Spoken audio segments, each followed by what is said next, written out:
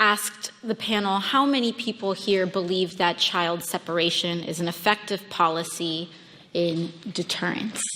And no one on the panel raised their hand. I just wanted to note that for the record, Mr. Chair. I wanted to.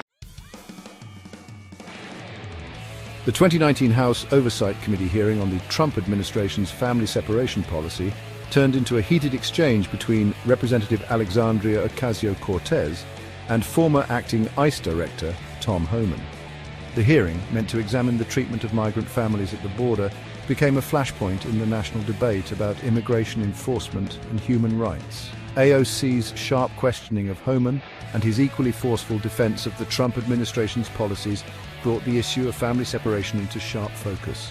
The zero-tolerance policy enacted in the spring of 2018 mandated the criminal prosecution of all adults crossing the border illegally, leading to the separation of thousands of children from their parents. The policy was necessary to deter illegal immigration and protect national security. This policy is cruel, inhumane, and a violation of international law. She presented a 2018 memo signed by Homan himself that appeared to lay the groundwork for the family separation policy. This memo recommended prosecuting all adults crossing the border illegally, including those with children. It was a deliberate strategy to deter asylum seekers. The exchange between AOC and Homan during the hearing highlighted the deep partisan divide on the issue of immigration and the human cost of the Trump administration's efforts to secure the border. Central to AOC's line of questioning was a 2018 memo signed by Homan himself. I believe that everyone is operating in good faith, and I just want us to be very careful with that. With that, Ms. Ocasio-Cortez. Thank you, Mr. Chair. Earlier, my colleague from Maryland, Mr. Raskin, asked the panel how many people here believe that child separation is an effective policy in deterrence. And no one on the panel raised their hand. I just wanted to note that for the record, Mr. Chair. I wanted to ask a question from Professor Mukherjee.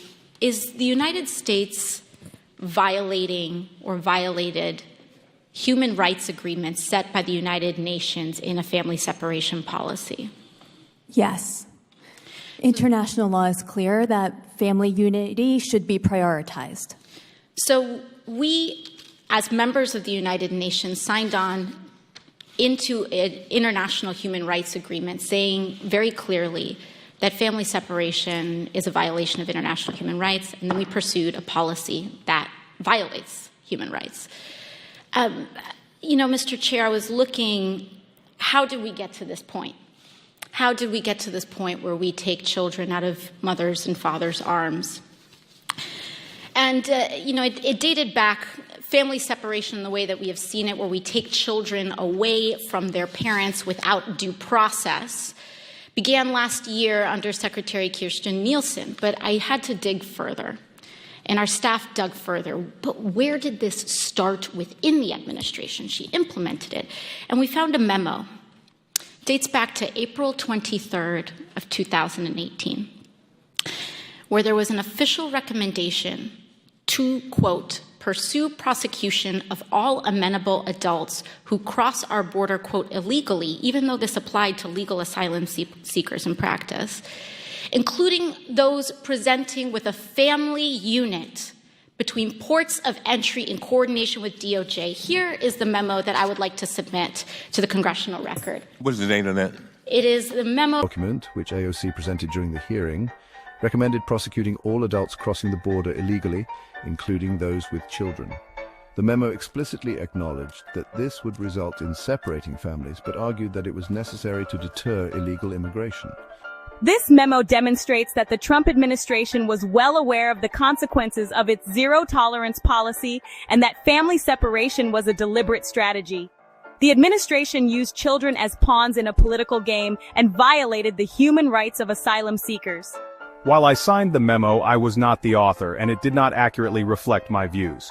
The intent of the zero-tolerance policy was not to separate families, but to enforce the law and deter illegal immigration. The 2018 memo, however, served as a damning piece of evidence, suggesting that the Trump administration was not only aware of the potential for family separations, but actively planned for them. This revelation fueled further outrage and condemnation of the zero-tolerance policy, both domestically and internationally. Throughout the hearing, Homan remained a staunch defender of the Trump administration's zero-tolerance policy. The policy was a necessary measure to gain control of the border and deter illegal immigration. Previous administrations had been too lenient on border enforcement, which had encouraged more people to attempt to enter the country illegally. To bolster his argument, Homan drew a comparison between the treatment of migrants at the border and the treatment of U.S. citizens who break the law. Homeland Security. Date. April 23rd, 2018, subject increasing prosecutions of immigration violations. Without objection. And so I looked at this memo, and it seems like this is the source of it. And it seems as though, Mr. Homan, that you are the author. It says here from yourself, Kevin McAleenan, and Francis Cisna. Is this correct? Did you sign the memo? I'd have to see what you... Give him I'd be happy to provide it.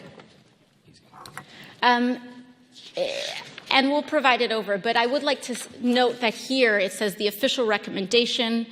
There were 3 different options presented. The third included the option for family separation. This initiative would pursue prosecution of all amenable adults, including those presenting with a family unit.